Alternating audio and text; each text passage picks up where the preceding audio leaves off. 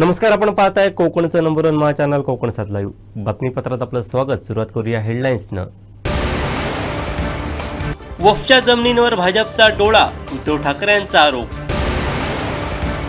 एखादा कॉमेडियन काय बोलतो याकडे लक्ष देत नाही, दीपक केसरकर यांचं विधान.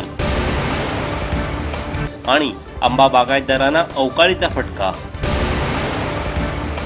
आता पाहूया सविस्तर बातम्या. एखादा कॉमेडियन काय बोलतो याकडे मी लक्ष देत नाही असं विधान आमदार दीपक केसरकर यांनी केलंय. पाहूयात. ही पक्षप्रमुखांनी दिलेली होती, त्यांनी ती स्वीकारली नाही. त्यांनी स्वतः म्हटलेलं की त्यांच्या डोळ्यामध्ये पाणी आलं, कारण ते भावनाप्रधान आहे. कोणी असं म्हणण्याचं कारण नाही की एखाद्या पदासाठी म्हणून एवढा मोठा मनुष्य काही निर्णय घेऊ शकतो. त्यांनी सांगितलं की तुम्हीच मुख्यमंत्री राहा, परंतु ज्या विचारधारेसाठी महाराष्ट्राच्या जनतेने आपल्याला निवडून दिलेलं आहे त्या जनतेच्या मताचा आदर करा. तुम्ही पुन्हा एकदा युतीचं स्थापना महाराष्ट्रामध्ये करा. आणि ह्याला ज्याला नाकार झाली त्यावेळेलाच पुढचं पाऊल उचललं गेलं. आणि त्याच्यामुळे कुठलाही पक्ष हा त्याच्या विचारधारेवर चालत असतो आणि ती विचारधारा जपणं हे त्याच्या प्रत्येक सदस्याचं काम असतं. आणि म्हणून ती विचारधारा ही काही काँग्रेसची विचारधारा नाही आहे, ती बाळासाहेबांची विचारधारा आहे. युतीची स्थापना हीच मुळात बाळासाहेबांनी ज्यावेळेला केली त्यावेळेला त्यांच्याबरोबर प्रमोद महाजन होते, गोपीनाथ मुंडे होते. आणि भारतातली ही सर्वात जुनी युती आहे हे आपण लक्षात घेतलं पाहिजे. आणि महाराष्ट्राचं तत्कालीन सरकार हे जनतेने निवडून आणलेलं आहे. शेवटी लोकशाही हा आपल्या देशाचा आत्मा आहे आणि लोकशाही ही विविध पक्षांच्या माध्यमातून कार्यरत असते आणि त्या त्या पक्षांना स्वतःची विचारधारा आहे आणि प्रत्येकाने आपल्या विचारधारेशी आपलं इमान राखलं पाहिजे, ही वस्तुस्थिती आहे. त्याच्यामुळे एखादा कॉमेडियन काय बोलतो याला मी महत्त्व देत नाही. कायदेशीर प्रक्रिया सुरू झालेली आहे, त्याला अनेक लोक मीडियाच्या माध्यमातून किंवा सोशल मीडियाच्या माध्यमातून येतात आणि हक्कभंगाबद्दल सांगायला लागतात. हक्कभंग हे एवढं मोठं एक अवजार लोकशाहीने दिलेलं आहे की ज्या ठिकाणी ज्युडिशियरी आणि कायदे मंडळामध्ये म्हणजे वाद झाला भारतामध्ये त्यावेळेला राष्ट्रपतींना त्याच्यामध्ये इंटरव्हीन करायला लागलं आणि उच्च अशा न्यायालयीन तज्ज्ञांची म्हणजे ज्याच्यामध्ये सुप्रीम कोर्टाचे जज होते, रिटायर्ड जज होते, त्यांची कमिटी नेमली गेली. आणि त्याच्यानंतर हक्कभंगाच्या संदर्भात विचार करत असताना कायदे मंडळ जे आहे आणि आपली न्यायव्यवस्था आहे याच्यामध्ये कशा रीतीचं कोऑर्डिनेशन असावं याच्यावर एक स्वतंत्र पुस्तक आहे. आणि म्हणून मला एवढंच सांगायचं आहे की उठसूट कोणी उठायचं आणि कशी भाषणं करायची हे लोकशाहीमध्ये चुकीचं आहे. तुम्ही आधी त्याचा अभ्यास करा. एखादं प्रकरण ज्याला हक्कभंग समितीकडे जायचं तर ते कायद्याच्या आधारावरच चालवलं जातं आणि जोपर्यंत ते प्रकरण चालत असतं तोपर्यंत ज्युडिशरीसुद्धा त्याच्यामध्ये हस्तक्षेप करत नाही. हे मी स्वतः बघितलेलं आहे, कारण मी हक्कभंग समितीचा अध्यक्ष होतो. ज्यावेळेला अर्णब गोस्वामींचं प्रकरण होतं आमच्यासमोर त्यावेळेला फार मोठे कायदेशीर तज्ज्ञ हे सुद्धा हायकोर्ट सुप्रीम कोर्टापर्यंत गेले, परंतु त्याच्यामध्ये कुठेही हस्तक्षेप झाला नाही. आणि त्याच्यामुळे त्याचा आदर प्रत्येकाने ठेवला पाहिजे. काही जे काही नॉर्म्स ठरायचे असतील याच्यामधून मोठं प्रबोधन होईल आणि त्याच्यामधून ठरेल की काय आपण फ्रीडम ऑफ स्पीच आहे ते कुठेपर्यंत वापरावं याच्यावर सुद्धा फार मोठं प्रबोधन होईल आणि त्याच्यातून काहीतरी चांगलं निघेल अशी आपण अपेक्षा करूया. कोणाला जरी भडकवण्यासाठी, लोकांच्या भावना प्रक्षुब्ध करण्यासाठी वापरायचं ते माध्यम नाही आहे. त्या माध्यमाचा वापर हा अत्यंत जबाबदारीने झाला पाहिजे. माझा मुलगा किंवा नातू मुख्यमंत्री होणार असं बाळासाहेबांनी कधी म्हटलं नाही असं विधान आमदार दीपक केसरकर यांनी केलंय. पाहूयात. कधीही आपला उल्लेख केला नाही, पण मी एका हॉस्पिटलमध्ये गेलो होतो, तिथं हृदयरोग तज्ज्ञ होते. ते म्हणाले शिंदेसाहेबांच्या दर वाढदिवसाला 100 मुलांची हृदयाची ऑपरेशन्स होतात. ज्या वेळेला इथं महापूर आला आणि त्याच्यामुळे अख्खीच्या अख्खी वाडी ज्याला गाडली गेली त्याला स्वतःची जीवाची पर्वा न करता डेट डोंगर चढून गेले, त्याला एकनाथ शिंदे म्हणतात, त्याला शिवसैनिक म्हणतात. हा बाळासाहेबांनी घडवलेला शिवसैनिक आहे. आणि बाळासाहेबांनी कधी असं म्हटलेलं नव्हतं की माझा मुलगा किंवा माझा नातू महाराष्ट्राचा मुख्यमंत्री होईल. त्यांचं एकच वाक्य होतं की माझा शिवसैनिक हा महाराष्ट्राच्या मुख्यमंत्री पदावर बसेल. आणि म्हणून त्याची अवहेलना ज्या पद्धतीने चाललेली आहे हे खरोखर कुठेतरी मनाला दुःख देणारं आहे. आणि त्याच्यामुळे खरं तर आजचे करंट टॉपिक्स खूप आहेत. गेलेल्या सर्व आमदारांना एकत्र बोलवण्याची मी उद्धव ठाकरेंना विनंती केली होती, मात्र त्यांनी ती नाकारल्याचं केसरकर यांनी सांगितलं. पाहुयात. ज्यांनी कधीही आपला उल्लेख केला नाही, पण मी एका हॉस्पिटलमध्ये गेलो होतो, तिथं हृदयरोग तज्ज्ञ होते. ते म्हणाले शिंदेसाहेबांच्या दर वाढदिवसाला 100 मुलांची हृदयाची ऑपरेशन्स होतात. ज्यावेळेला इथं महापूर आला आणि त्याच्यामुळे अख्खीच्या अख्खी वाडी ज्याला गाडली गेली, त्याला स्वतःची जीवाची पर्वा न करता डेट डोंगर चढून गेले, त्याला एकनाथ शिंदे म्हणतात, त्याला शिवसैनिक म्हणतात. हा बाळासाहेबांनी घडवलेला शिवसैनिक आहे. आणि बाळासाहेबांनी कधी असं म्हटलेलं नव्हतं की माझा मुलगा किंवा माझा नातू महाराष्ट्राचा मुख्यमंत्री होईल. त्यांचं एकच वाक्य होतं की माझा शिवसैनिक हा महाराष्ट्राच्या मुख्यमंत्री पदावर बसेल. आणि म्हणून त्याची अवहेलना ज्या पद्धतीने चाललेली आहे हे खरोखर कुठेतरी मनाला दुःख देणारं आहे. आणि त्याच्यामुळे खरं तर आजचे करंट टॉपिक्स खूप आहेत, परंतु मला जे मनापासून दुःख होत होतं की तुम्हाला एकतर माहिती नाही काय घडलं. माझ्यासारखा मनुष्य ज्याला जातो, मी सुद्धा माझं वय भरपूर आहे, सिनियर आमदार आहे, आणि उद्धव साहेबांना सांगतो की गेलेल्या लोकांना परत बसवून आपण एकत्र बसूया आणि ह्याच्यातून मार्ग काढूया. त्यांचं उत्तर काय होतं, तुम्ही सुद्धा त्यांच्यावर निघून जा. मग मी निघून गेलो, तो काय माझा दोष आहे की हा सांगणाऱ्याचा दोष आहे? नेहमी पक्षप्रमुखांनी आपल्या लोकांवर प्रेम केलं पाहिजे, आपल्या कार्यकर्त्यांना एकत्र ठेवलं पाहिजे. म्हणून एवढी लोक एकनाथ शिंदेसाहेबांबरोबर गेले. एखादा मरणाच्या दारावर असताना त्याच्या मदतीसाठी जो हेलिकॉप्टर घेऊन येतो आणि त्याला एअरलिफ्ट करतो आणि त्याचे प्राण वाचवतो, त्या प्राणाची किंमत आहे, तिथं पैशाची किंमत नसते. म्हणून मी आपल्याला सांगतो की अशा लोकांना ज्यावेळेला तुम्ही बदनाम करता त्यावेळेला झालेला उद्रेक त्याचं समर्थन मी करणार नाही, परंतु हा उद्रेक होण्यामागे बोललेले शब्दसुद्धा किती वाईट होते, ते शब्दसुद्धा किती संयमाने वापरले गेले पाहिजे याचा विचार सर्वांनी केला पाहिजे. आणि महाराष्ट्राची परंपरा जपली पाहिजे, कारण ही एक वेगळी सामाजिक क्रांतीची भूमी आहे. राज्यात काही लोक जाणीवपूर्वक वातावरण बिघडवण्याचा प्रयत्न करत असल्याचा आरोप आमदार दीपक केसरकर यांनी केला आहे. भारतामध्ये घडलेल्या क्रांती या महाराष्ट्रातून सुरू झालेल्या आहेत आणि त्याच्यामुळे एखादी जर विचारधारा कोण मोडत असेल तर ते योग्य आहे की अयोग्य आहे याचा विचार झाला पाहिजे. आणि ही विचारधारा एकनाथ शिंदेसाहेबांनी कधीही मोडलेली नाही आहे, काँग्रेसबरोबर कधीही गेलेलं नाही आहे. काँग्रेसचं महात्मा गांधी हे तर मुख्य काँग्रेसचं आत्माच होते. त्यांनी सांगितलेलं होतं की एकदा आपल्याला स्वातंत्र्य मिळाल्यानंतर हा पक्ष बरखास्त करा, कारण त्यांनासुद्धा माहिती होतं की पुढच्या काळामध्ये काय काय होणार आहे. कारण पुढच्या काळात होणारं हे मतासाठीचं राजकारण असणार हे त्या काळामध्ये महात्मा गांधीजींनी ओळखलेलं होतं. म्हणून त्यांनी म्हटलेलं होतं की काँग्रेस बरखास्त केली पाहिजे. आणि त्याच काँग्रेसच्या वाटेने आपण जायचं की बाळासाहेबांनी सांगितलेलं होतं की ज्या दिवशी माझ्यावर काँग्रेसबरोबर जाण्याचा प्रसंग येईल त्यावेळेला मी माझं दुकान बंद करेन, म्हणजे मी माझी शिवसेना पक्ष माझा मी बरखास्त करून टाकेन. म्हणजे हे जर बाळासाहेब म्हणू शकतात तर मग त्यांच्याच मताची अवहेलना त्यांनी स्थापन केलेल्या पक्षामध्ये कशी होऊ शकते. आणि ज्यांनी इतर लोक जे म्हणतात की बाप वगैरे ह्या जो काय उल्लेख होतो, बाप वगैरे असं आपण म्हणायचं, आपण वडील म्हणतो, परंतु त्यांच्यावर अधिकार कोणाचा होता? त्यांच्यावर अधिकार प्रबोधनकार ठाकरेंचा होता. सर्व पक्षांनी आपापली तत्त्व सोडली आणि संयुक्त महाराष्ट्रासाठी एकत्र झाले. परंतु ज्यावेळेला महाराष्ट्राची निर्मिती झाली, मराठी बोलणाऱ्या महाराष्ट्राची निर्मिती झाली, त्यावेळेला सर्व पक्ष आपापल्या वाटेने गेले. याची जाणीव फक्त प्रबोधनकारांना होते आणि म्हणून त्यांनी सांगितलं की माझं बाळ मी आज महाराष्ट्राच्या झोळीमध्ये टाकलेलं आहे. याचा अर्थ काय होतो की बाळासाहेब महाराष्ट्राचे झाले, ते कुठल्या कुटुंबाचे राहिले नाहीत, ते अख्ख्या महाराष्ट्राचे झाले. मग त्याचा अवमान आपण आपल्या बोलण्यातून करायचा का, आपल्या वाक्यातून करायचा का, हा सगळा प्रश्न असतो. त्याच्यामुळे त्याच्यात अधिक खोलात मी जात नाही. माझं म्हणणं असं आहे की आता हे प्रकरण हे विधिमंडळासमोर गेलेलं आहे. विधिमंडळाने निर्णय द्यायचा. कुठेही विधिमंडळाचं चुकीचं वाटत असेल त्यांना न्यायालयाची दारं उघडी आहेत आणि याच्यामधून जे काही विचार प्रबोधन होईल त्याच्यामधून ठरेल. पण या छोट्याशा गोष्टीचा वापर करून अनेक लोक त्याच शब्दाचा पुन्हा पुन्हा उपचार करून महाराष्ट्रामधलं वातावरण बिघडवण्याचा प्रयत्न करत आहेत. हे एक षडयंत्र आहे, हे मी महाराष्ट्राच्या जनतेला सांगू इच्छितो.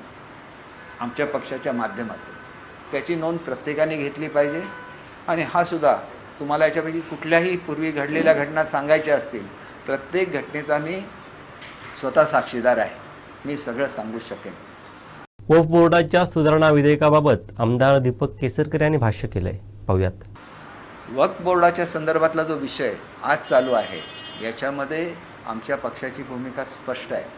आम्ही कुठल्याही परिस्थितीमध्ये वेगवेगळ्या धर्मांमध्ये भेदभाव करत नाही. जो गरीबातला गरीब मनुष्य आहे, शेवटी वक्फ बोर्ड हे असेट मॅनेजमेंटसाठी तयार केलेली एक यंत्रणा आहे.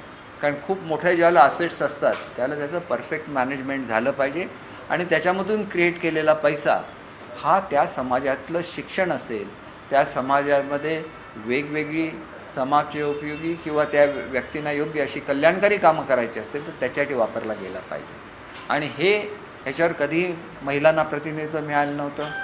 जो दुर्लक्षित समाज आहे त्याच्यावर कधी प्रतिनिधित्व मिळालं नव्हतं. आणि कालच उत्तर देत असताना स्वतः गृहमंत्र्यांनी सांगितलं की त्याच्यावर इतर धर्माचा कोण जाणारच नाही, एवढं क्लिअर आहे. परंतु त्याच्याचमधले जे दुर्लक्षित समाज आहेत त्यांना तरी तिथं रिप्रेझेंटेशन मिळू शकतं. आणि म्हणून हा एक चांगला निर्णय अनेक वर्षांनी झालेला आहे की या ज्या काही भारतातल्या आपण जर आपलं डिफेन्स आणि रेल्वेज ही 2 डिपार्टमेंट सोडली तर त्याच्या खालोखाल सगळ्यात जास्त असेट्स या बोर्डाच्या आहेत. आणि त्याचा वापर हा मुस्लिम समाजाच्या हितासाठी करण्याच्या दृष्टीने हे विधेयक आहे. त्याच्यामुळे त्याच्याकडे त्या दृष्टीने बघितलं पाहिजे. आम्ही समान न्याय सर्वांना देतो.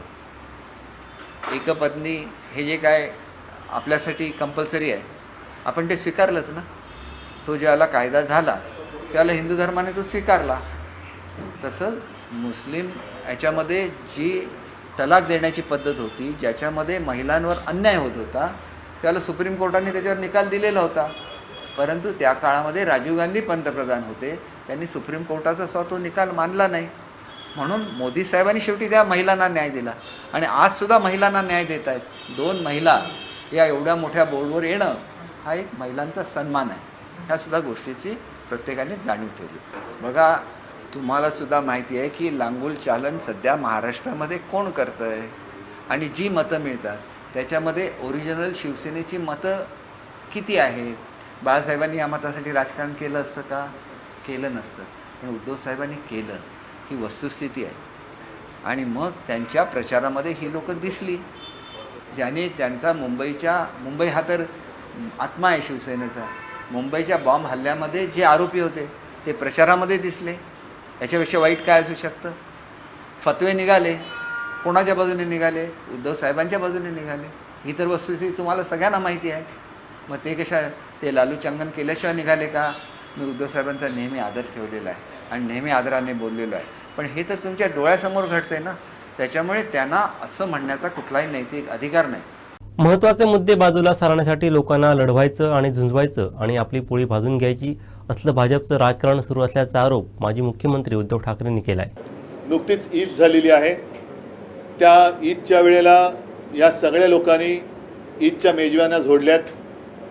ईदच्या मेजवान्या झोडून ठेकर देऊन काल वक्फ बोर्डाचं बिल मांडलेलं आहे. योगायोग असा आहे की किरण रिजिजू यांनी हे बिल मांडलं. आता हे किरण रिजिजू यांनीच एकेकाळी गोमांस खाण्याचं समर्थन केलं होतं. त्यांनीच वक्फ बोर्डाच्या सुधारणेचं बिल मांडलं. हा योगायोग किंवा ठरवून आणलेला योगायोग आहे.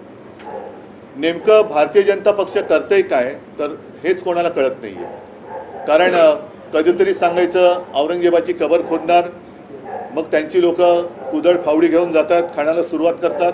मग वरनं आदेश द्यायचा नाही नाही नाही खोदू नका, परत माती टाका. मग परत माती टाकतात. मग मध्येच म्हणायचं मशिदीत घुसून मारणार. लोक मारायला जातात, त्यांना सांगा थांबा थांबा थांबा, ते तुमचे बाकीचे हत्यार बाजूला ठेवा, हे सौगाते मोदी घेऊन जा. म्हणजे हे कळतच नाही नेमकं काय चाललेलं आहे.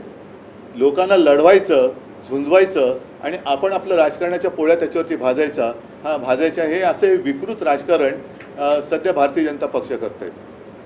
मला काल मी साधारणतः मध्ये ही चर्चा बघत होतो. या चर्चेत वक्फ बोर्डातल्या काही सुधारणा आहेत, जरूर त्यातल्या काही चांगल्या आहेत, त्याच्याबद्दल काही वाद नाही. पण आत्तापर्यंतचा अनुभव असा आहे की यांचे दाखवायचे दात आणि खायचे दात हे वेगळे आहेत. गरीब मुसलमानांबद्दल त्यांनी जे बोलले त्याच्याबद्दल मी भाष्य करेनच. परंतु 370 कलम जे कलम ताडलं गेलं काश्मीरमधलं, आम्ही पाठिंबा दिला त्याला. याचं कारण ज्या वेळेला तिथे जी काय अंधाधुंद एक बेबंदशाही चालू होती आणि अनेक हजारो काश्मीरी पंडित हे आपल्या देशात आपली घरं सोडून आपल्या इतर राज्यांमध्ये निर्वासितासारखं फिरत होते, तेव्हा हिंदू हृदय सम्राट शिवसेना प्रमुखांनी त्यांना महाराष्ट्रामध्ये आश्रय दिला. 370 कलम काढल्यानंतर जी एक आशा दाखवली गेली की सगळे काश्मीरी पंडित आपापल्या घरी परत जातील. आता 370 कलम काढून किती दिवस झाले, किती वर्ष झाली, त्या काश्मीरी पंडितांपैकी किती जणांना त्यांच्या जमिनी परत दिल्या गेल्या हे पहिलं त्यांनी सांगण्याची गरज आहे. म्हणजे वक्फ बोर्डाची जमीन जरूर त्याच्याबद्दल तुम्हाला काय निर्णय घ्यायचा तुम्ही घेतलाच आहे काल, पण काश्मीरी पंडितांच्या जागा तुम्ही देणार आहात की नाही परत? का त्यांना अजून त्यांच्या घरामध्ये त्यांच्या हक्काच्या देशात त्यांच्या राज्यामध्ये बिनधास्तपणाने जाता येत आहे? त्याचाही खुलासा गृहमंत्र्यांनी केला पाहिजे. त्याचबरोबरीने आपण पाकव्याप्त काश्मीरची जी जमीन आहे त्याच्याबद्दल काही भूमिका घेतलेली नाही आहे. चीन तर मी असं ऐकलं की तो जो काय कुठला लेक आहे तो पेंगॉंग काय काय आहे पेंगॉंग लेक, तिथला जवळपास 40,000 वर्ग किलोमीटरचा भूभाग त्यांनी व्यापलेला आहे. आपण कोणीच त्याच्याबद्दल बोलत नाहीये. वफच्या जमिनींवरती भाजपचा डोळा आहे, मित्रांच्या घशात या जमिनी घातल्या जातील असा आरोप उद्धव ठाकरेंनी केला आहे. ठीक आहे, वक्फ बोर्डाच्या जमिनी तुम्ही त्या ताब्यात घेणार असं दिसतंय, म्हणजेच काय की जमिनीवरती तुमचा डोळा आहे. बरं, कालची सगळ्यांची जर का भाषणं ऐकली तर मला वाटतं देशाच्या इतिहासात पहिल्या प्रथम देशाच्या संसदेत मुस्लिम समाजाचा कळवळा आणणारी भाषणं ही म्हणजे अतिशयोक्ती करायची झाली तर जिनांनाही लाजवेल अशी मुसलमानांची बाजू घेणारी भाषणं ही खुद्द अमित शहापासून त्यांच्या सर्व मित्रपक्षांनी काल केलेली आहे. मग हे बिल नेमकं मुस्लिमांच्या विरोधात आहे का मुस्लिमांच्या बाजूने आहे?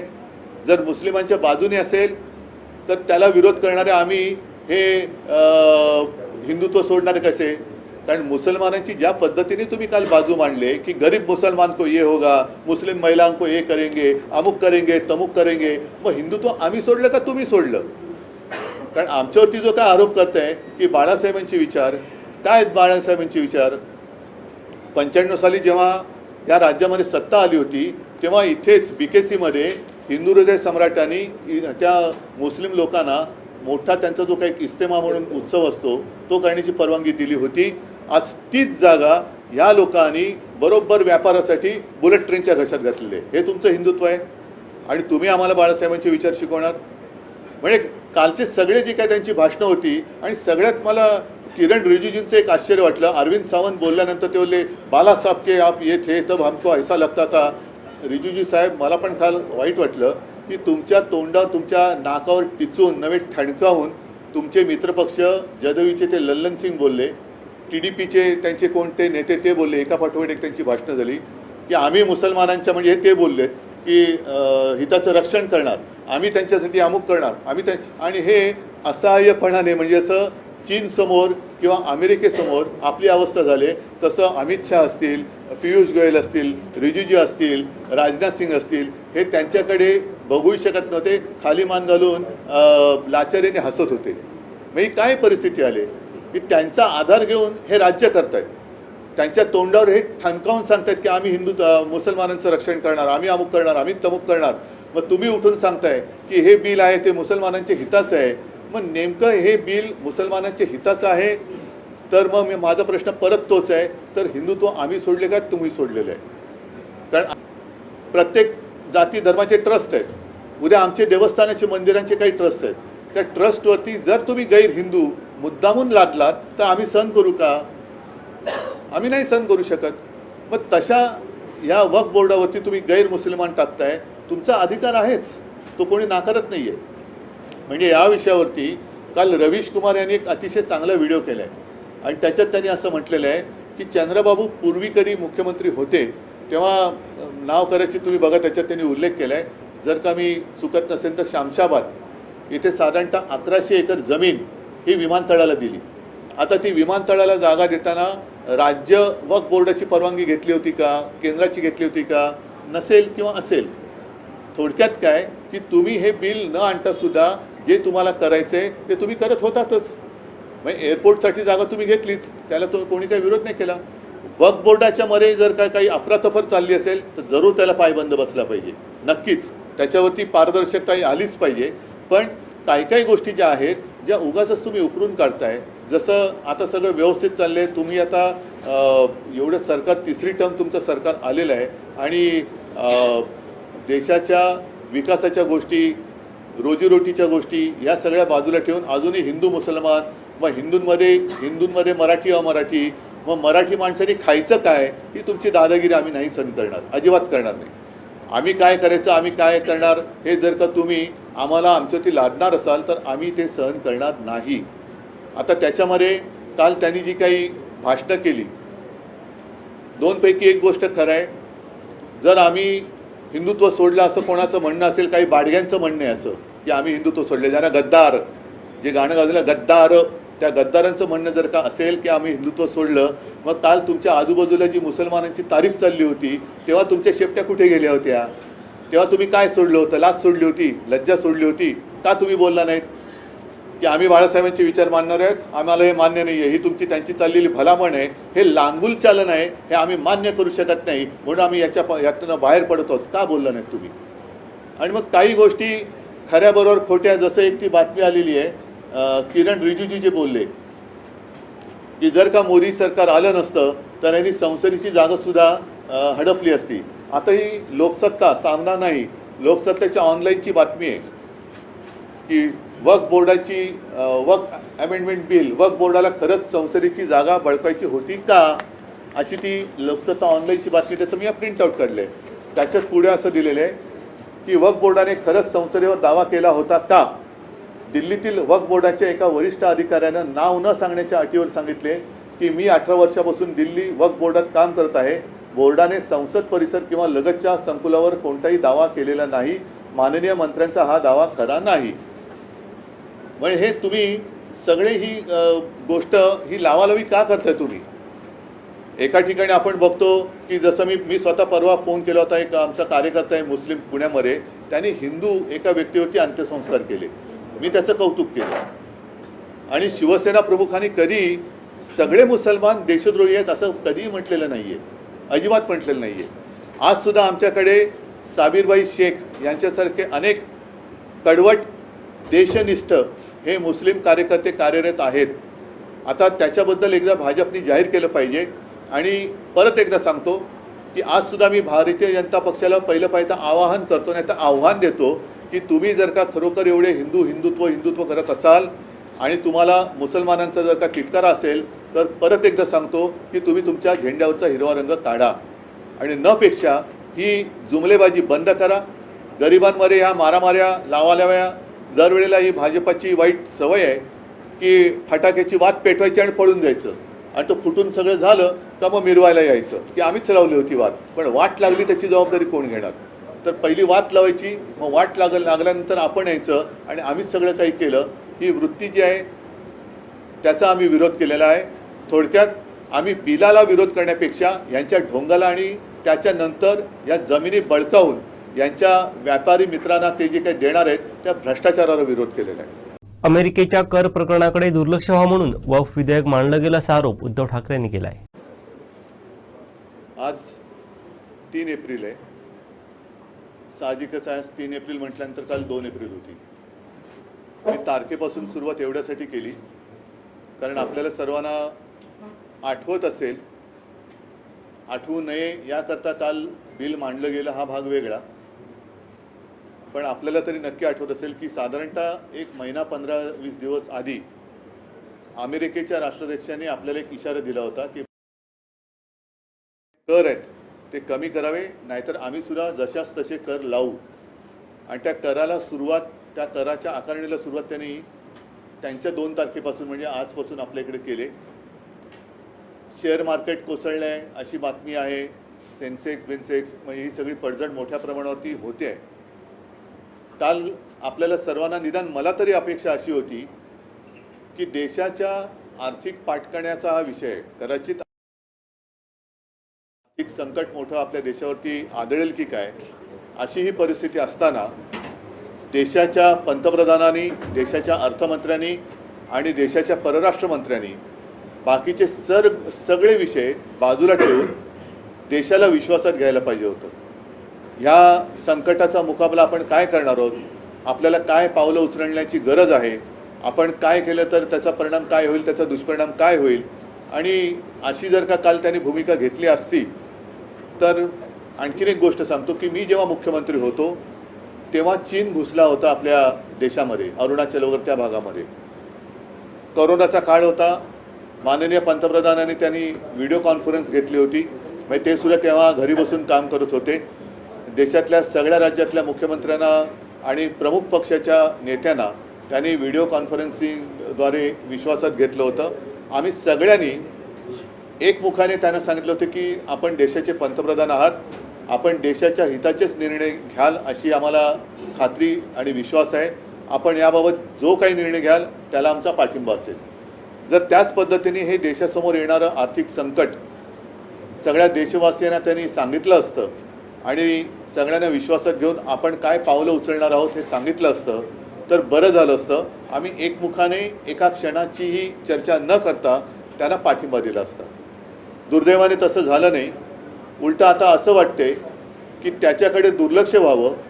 आपण काही त्यांच्याकडे काही करू शकत नाही, कारण पाकिस्तानला इशारा देऊ शकतो, चीनला देऊ शकत नाही, अमेरिका तर फार दूर राहिली. आणि मग काय करायचं असं आहे. त्याने ते जे काय करतील ते भोगत बसायचं आणि ते भोगतोय हे आपल्याला कळू द्यायचं नाही, म्हणून मग कुठेतरी वेगळे विषय काढायचे. आता हा एक खरा महत्त्वाचा मुद्दा. आज तरी मी अपेक्षा करतोय की आज तरी अधिवेशन सुरू आहे लोकसभेत आणि राज्यसभेत, सगळे विषय बाजूला ठेवून या आर्थिक संकटाबद्दल आपल्याला, आता पंतप्रधान मला वाटतं परदेशात गेले, परराष्ट्रमंत्री कुठे आहेत काही कल्पना नाही, अर्थमंत्र्यांनी तरी एक आवाहन केलं पाहिजे, बाकी गृहमंत्र्यांचा तर काय आनंदच आहे, पण त्यांनी देशाला शासकीय भाषेत अवगत केले पाहिजे. पण तशी अपेक्षा करणं यांच्याकडनं हे खूप मला असं वाटतं चुकीचं करेल. पण त्यांनी हे खरं करणं आज गरजेचं आहे. असो. देवगडमध्ये विजांच्या गडगडाटासह पडलेल्या अवकाळी पावसाचा फटका शेतकरी आंबा बागायतदारांना बसला असून त्यामुळे आंबा बागायतदार चिंताग्रस्त झाला आहे. या अवकाळी पावसामुळे आंब्याला फळमाशीचा तसंच फुलकिडीचा प्रादुर्भाव होणार असल्याचं शेतकऱ्यांनी सांगितलं आहे. पाहूयात.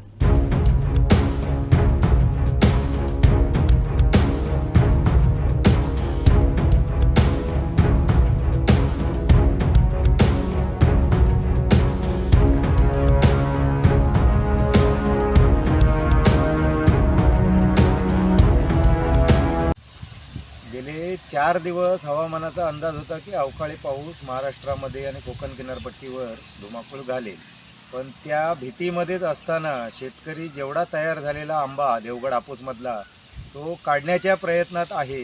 आणि त्याचवेळी आज निसर्गाने घात केला आणि अवकाळी पावसाचं आगमन सकाळी विजेच्या कडकडाटासकट सकाळच्या सुमारास 6च्या सुमारास इथे सर्व देवगड सर्वदूर पाऊस झाला.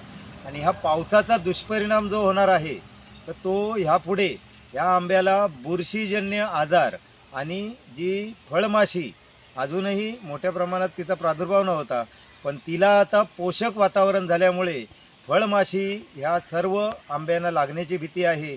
तसेच हे जे माझ्या मागे आंबे जे आम्ही आता गेले 4 महिने सांभाळून व्यवस्थित फवारण्या करून जे काही टिकवून ठेवलेले आहेत, ह्या हातातोंडाशी आलेला घास आता कुठेतरी निसर्ग परत एकदा हिरावून घेतोय की काय. कारण हे आता तुम्हाला फळं स्वच्छ दिसत आहेत, पण येणाऱ्या काही दिवसांमध्ये उष्णतेचा परिणाम ह्या फळांवर होऊ शकतो. त्यामुळे फळगळ होऊ शकते, बुरशीजन्य आजार होऊ शकतात आणि फळमाशीचा जास्त प्रादुर्भाव होऊ शकतो.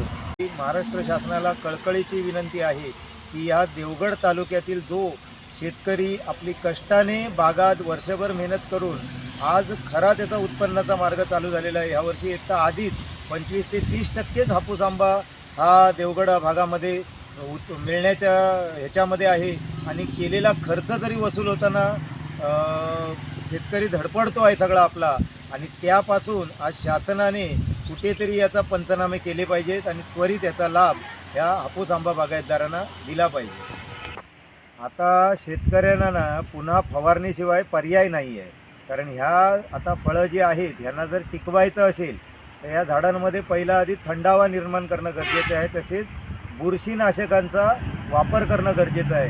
आणि बुरशीनाशकामध्ये आता रासायनिक परवडण्यासारखी नाही आहे, तर नैसर्गिकमध्ये देशी गाईच्या दुधापासून तयार केलेलं जेवढं आंबट ताक असेल तर 6 लिटर आंबट ताक जर 100 लिटर पाण्यामधून ह्या फळांवर जरी फवारलं तरी ही फळं बुरशीपासून आणि येणाऱ्या उष्णतेच्या त्रासापासून, कारण पुढे आता उष्णता वाढत जाणार आहे, कारण हा पाऊस झाला त्याने आणखी त्या उष्णतेमध्ये वाढ झाल्यामुळे ही फळं घळण्याची प्रक्रिया होणार आहे. तसंच अति आंबट ताकाची जर फवारणी केली तर फळमाशीच्या प्रादुर्भावापासून आणि या झाडांना लागणाऱ्या सगळ्या टॉनिक हे त्याच्यामधून त्यांना मिळतील आणि कुठेतरी ही फळं टिकून राहतील आणि शेतकऱ्याच्या हातात काहीतरी उत्पन्न मिळेल. क्वालिटी कंट्रोलची लोक आलेली कोकण भवनकडनं, तर त्यांना आम्ही पाहणी करायला सांगितलं असता मला पत्र आलेलं की बाबा पाहणी करायला. कुठे पाहणी करायला गेले ते? कोरोंडी. काय तुमचं प्रकरण आहे?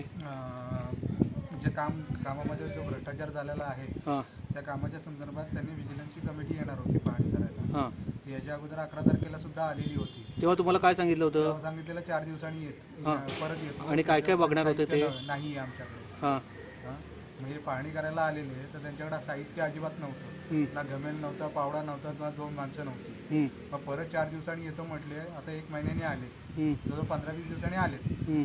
आता त्यांनी ते म्हणजे JCB लावलाय, पावड्या म्हणजे घमेल 2 माणसं हे लावून पुन्हा ते आता आले. आल्यानंतर त्यांनी पाहणी आम्ही सांगेल तिथं करायला पाहिजे होती ना. हां ते त्यांच्या मर्जीप्रमाणे करत होते आणि मला तोंडी उत्तर देत आहेत की हे खोदल्यानंतर भरणार कोण, खर्च कोण करणार, मग यांनी कामं कशाला केली, तिथे जे कामं केली म्हणजे हे अशीच उत्तरं देऊन समोरच्या व्यक्तीला टोलवाटोलवी करून असंच भ्रष्टाचार दाबण्याचा प्रयत्न करणार ही लोक. मग आता तुमचं काय म्हणणं आहे? माझं म्हणणं आहे, एवढा खर्च करून, शासनाचा खर्च करून हे आले ना, हे वैयक्तिक खर्च करून आले नव्हते मुंबईवरून. बरोबर.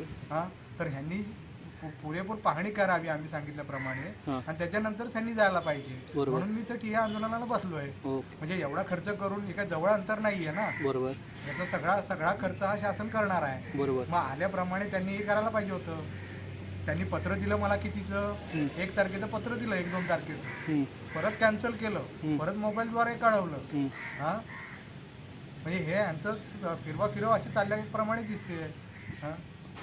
म्हणजे आम्ही सांगितल्याप्रमाणे अजिबात कुठं पाहणी करत नाहीयेत आणि म्हणजे यांची म्हणजे क्वालिटी कंट्रोलच्या अधिकाऱ्यांची उडवाउडीची उत्तर मिळतात आम्हाला. गेल्या वेळच्या नंतर यांनी काय वाढीव काम केलंय का तिथे जागेवर?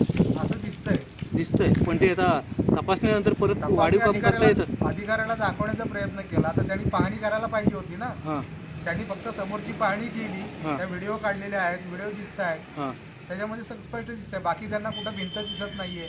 फक्त त्यांनी जी फोटोमध्ये दाखवलेली तेवढीच भिंत उकरायचं काम होतं. पण बाकीच्या कामांमध्ये जे केलेलं आहे, जे डेप्युटीने काम पाहणी केली आहे स्वामी साहेबांनी, त्याची पाहणी त्यांनी जी व्यवस्थितरित्या पाहणी केलेली होती ना, मग त्या कामाची शहानिशा करायला नको का? त्यांनी आम्ही सांगितल्याप्रमाणे काहीच करत नव्हते. म्हणजे स्वामी साहेब जे सांगत होते त्याप्रमाणे काम करण्याचं काम करतायत ते. बरं, ठीक. राजापूर शहर आणि परिसरात आज अवकाळी पावसानं जोरदार हजेरी लावली.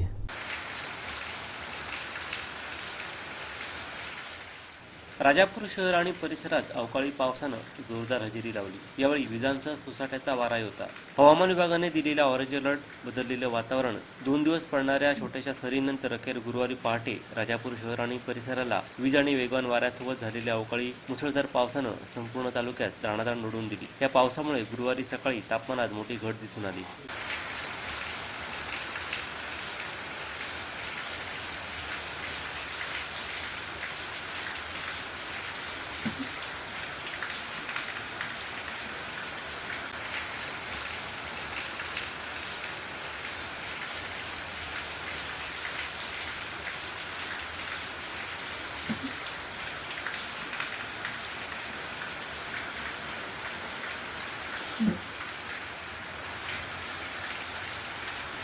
शेवटी ठळक घडामोडी पुन्हा एकदा. वफच्या जमिनींवर भाजपचा डोळा, उद्धव ठाकरेंचा आरोप. एखादा कॉमेडियन काय बोलतो याकडे लक्ष देत नाही, दीपक केसरकर यांचं विधान. आणि आंबा बागायतदारांना अवकाळीचा फटका. बातमीपत्रात वेळ झाली ते थांबण्याची. पाहत राहा बदलत्या कोकणचा बुलंद आवाज. कोकणचा नंबर 1 महाचॅनल कोकण 7 लाईव्ह. धन्यवाद.